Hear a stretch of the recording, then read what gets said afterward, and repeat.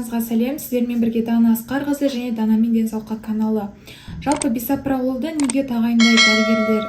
Алдыңғы видеомда көрсеткендей, жалпы комментарийлерде осы препаратқа қатысты көптеген сұрақтар келіп отыр, және бүгінгі видеомда сол видеоның жалғасы ретінде екінші бөлімін салғым келіп тұр. Бір жағынан сіздердің сұрақтарыңызға жауап болсын дегім келді. Бүгін біз қандай препараттың организмге қан қысымын түсіруге белгілі бір әсерін тигізетінін, қайсы жақсы екенін айтатын боламыз. Бүгін мен екі препаратты салыстырып айтқым келіп тұр. Оның біріншісі күнделікті айтылып жүрген бисопролол препараты, ол басқаша тауарлық атау Конкор деп келіп жатады. Екіншісі метопролол. Ол көбінесе эгилок немесе беталок деген тауарлық атаулармен қолданылып жатады.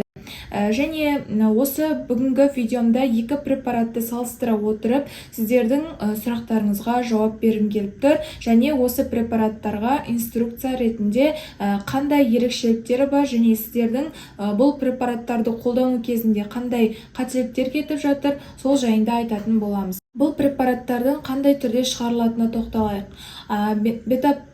Бисопролол мен метопролол екеуін салыстырсақ, бисопролол Конкор көбінесе таблетка түрінде шығарылады. Және оның 2,5-дық, 5-дік, 10-дық, ең максималысы 20 мг түрлері бар. Максималды дозасы 20 мг дейін болады. Одан кейін екінші метопрололдың екі түрі бар. Ол сукцинаттық формасы, ол жаңағыдай беталок түрі, немесе екіншісі метопролол тартраттық түрі, ол екіншісі жаңағы эгилок деп аталады. Және біріншісі метопролол сукцинаттық түрі, бұл көбінесе бисопролол сияқты таблетка түрінде кездесетін болса, ал метопролол тартрат таблетка түрінде де немесе инъекция түрінде де қолданылады. Жалпы бұл метопрололдың дозасы 50-100-200-ге дейін барады, 200 мг дейін. Және максималды дозасы бисопролол мен метопрололдың жалпы эквиваленттік дозасын салыстыратын болса, метопрололдың эквиваленттік дозасы жоғары болады. Және де осыдан кейін организмнен осы препараттың шығарылу уақытын есептесек, жартылай шығу уақыты бисопрололдікі 10-12 сағатқа дейін жетеді. Яғни сіздің организміңізге түскен бисопрололдың таблеткасы 10-12 сағаттың деңгейінде өзінің организмде концентрациясын жоғалтады. Және осыдан кейін барып сіз қайтадан қолдансаңыз болады. Ал метопрололдікі 3-4 сағатқа дейін жетеді, жартылай шығу уақыты. Соған байланысты бисопрололды күніне бір рет қана қолдану керек. Одан көп болса, ол максималды дозаға жатады. Одан кейін екінші метопрололды бұл жартылай шығу уақыты аз болғандықтан, оны күніне 2 ретке дейін қолдануға болады.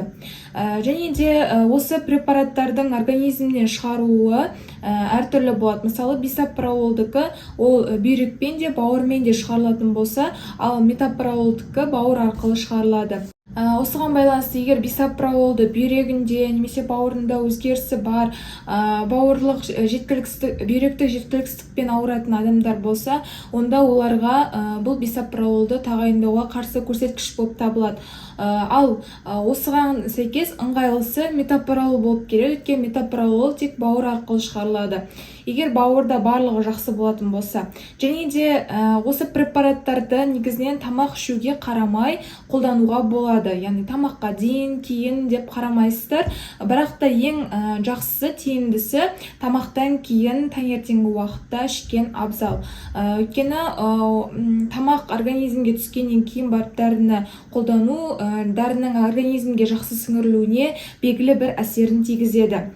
Және метопролол мен бисопрололдың ұқсастығы, ол екеуі бір топқа жатады. Яғни бета-1-ді тежейтіндер, бета-1 адреноблокаторлар деген топқа жатады. Және осыған байланысты бұл препараттарды тоқтату жай өту керек. Яғни бірден бұл препаратты тоқтататын болсақ, онда организмде өзгерістер пайда болады. Мысалы, түсіндірсем болады. Бізде организмде рецепторлар бар, және сіз адренорецепторларды тежеп тастайтын болсаңыз, бір күнде, мысалы, 1-2 апта, ұзақ уақытымен 1 апта көлемінде осы препаратты ішіп жүріп, бірден тоқтататын болсаңыз, жаңағы блокаторлардың орнына катехол аминдер бөліне бастайды. Ол организмдегі сол реттейтін жүйе болып табылады. Организм бізде өте ақылды және ол бір тез реттеп отырады. Соған байланысты катехоламиндер өте көп мөлшерде блокаторлар түседі деп бөліне бергеннің нәтижесінде сіздерде жалпы сердечный приступ, яғни жүрек талмасы немесе даже инфарктке дейін баруы мүмкін. Сол себепті бұл препаратты ішу кезеңінде дәрігермен ақылдаса отырып ұзақ уақыт көлемінде ішу керек. Және 2 апта салып отырып тоқтатқан дұрыс. Және мен дозасын азайту арқылы. Оны мен алдыңғы видеода да айтқан болатынмын. Және де бір ерекшелігі бұл метапролол да бисопролол да бірінші линиядағы препаратқа жатпайды. Яғни қан қысымын түсіретін бірінші линиядағы препараттар емес.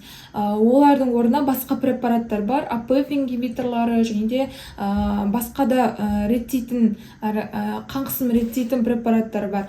Ал бұл препараттар екінші, үшінші линияға кететін препараттар, олар тек қана қан қысымын ғана түсіріп қоймайды, басқа да әсерлері бар болғандықтан, оларды тікелей қан қысымын түсіретін препарат деп айта алмаймыз. Және де бұл метапролол, бисопролол қандай жағдайларда қолданылады? Оларға айтатын болсам, стенокардия кезеңінде, жоғары пульс кезеңінде, мысалы организмде жоғары пульс болып жатса, ол кезде қан қысымы, қан айналым жүйесі төмендеп кетеді. Соған байланысты осы қан айналым жүйесін жақсарту үшін біз оны босатуымыз керек, яғни босаңсыту керек, біз төмен түсіру керек пульстың деңгейін. Сол кезде қан айналымы бізде жақсара түседі және соған сәйкес жүректің де жұмысы жақсарады. Сол себепті бисопролол мен метапрололды тағайындайды осы кезде. Одан кейін жүрек жеткіліксіздігі кезеңінде, бастан өткерген инфаркттан кейін және де соңғысы ол аритмияларда неше түрлі. Әсіресе метапрололды осы аритмия кезеңінде қолданылады және де жүрек жеткіліксіздігі кезеңінде бисопрололды көбірек қолданады. Енді жанама әсерлеріне тоқталатын болсақ, бұл жалпы адреноблокаторлар 2 топқа бөлінеді. Олар таңдамалы және таңдамалы емес. Ал метапролол мен бисопролол бізде таңдамалы препаратқа жатады, яғни В1-ді тежейтіндерге жатады. Ал егер де оның дозасын үлкейте беретін болсақ, мысалы жаңағы бисопрололды 20 мг дейін, метапрололды 200 мг дейін қолданып, дозасын аса көбейтетін болса, ол таңдамалы қызметке дейін, таңдамалы емес қызметке ауысып кетеді.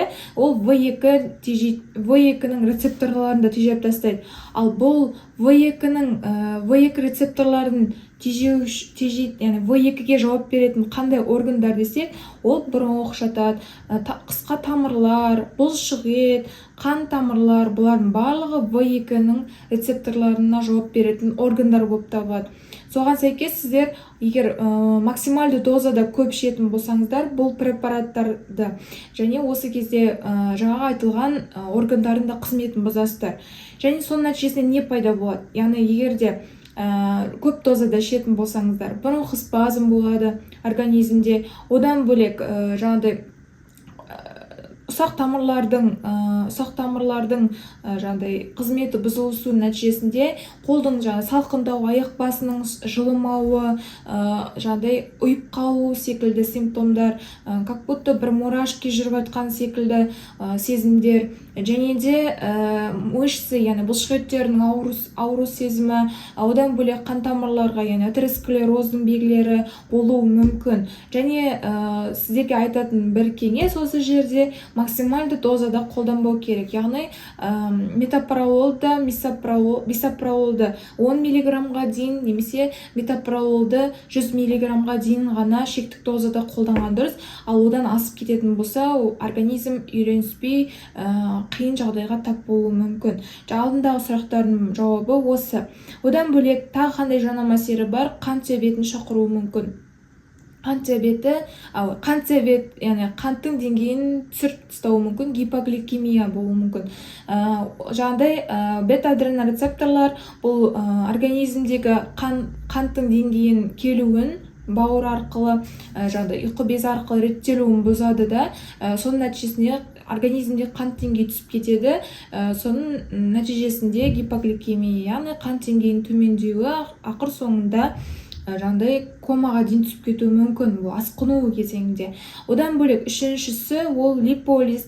Бұл липолиз майды ыдырату деп аталатын процесс, яғни майларды ыдыратушы қызмет атқарады бұл препараттар, және соның нәтижесінде холестерин деңгейі төмендейді. Бұл бір жағынан жақсы жанама әсерге жатады деп айтсам болады. Ендігі кезекте қарсы көрсеткіштер, яғни қандай жағдайларда бұл препараттарды қолданбаған дұрыс екеуінде. Яғни ол біріншісі пульстың да деңгейі, қан қысымының да деңгейі төмен болса, пульстың деңгейі 55-60-тан төмен болса, қан қысымы 90-60-тан 100-70-тен төмендеп кетсе, яғни төмен болып тұрса, өзіңіз білесіз. Сол кезде бұл препараттарды қолданбау керек, өйткені бұның қызметі ол түсіру да, пульсті де түсіру, қан қысымды да түсіру. Одан кейін бронх астмасы кезеңде, өте ауыр түрі кезеңде мүлдем қолданбау керек. Және де үшіншісі атеросклероз жағдайларында, мысалы төменгі тамырлардың бітеліп қалуы секілді, сондай сіздерде КТ МРТ нәтижесінде диагноз қойылады. Және сол диагнозы бар адамдарға бұл препараттарды ішпеген абзал. Және мынандай сұрақтар келді. Менде стимуляция бар, кардиостимулятор қойылған, және осы препаратты тағайындады, ішуге бола ма деген секілді. Кардиостимулятордың өзіндік пульсті түсіріп тұратын, яғни пульсті реттеп тұратын қызметі бар да. Сол себепті егер сіздің дәрігеріңіз бұл бисопрололды тағайындайтын болса, онда ол дұрыс, яғни қатты қарсы көрсеткіш деп айта алмаймын. Және бүгінгі видеом сіздерге сұрақтарыңызға жауап берді деген сенімдемін. Егер тағы да тақырыптар қызық болып жатса, немесе тағы қандай сұрақтарыңыздың жауабын алғыларыңыз келсе, комментарийға жаза беріңіздер. Мен сіздерге міндетті түрде жауап беремін. Сіздермен бірге болған Дана Асқарқызы және Дана мен денсаулыққа каналы. Арнама тіркеліп, лайк басып, комментарий қалдырып кетіңіздер. Келесі видеода жүздескенше сау болыңыздар.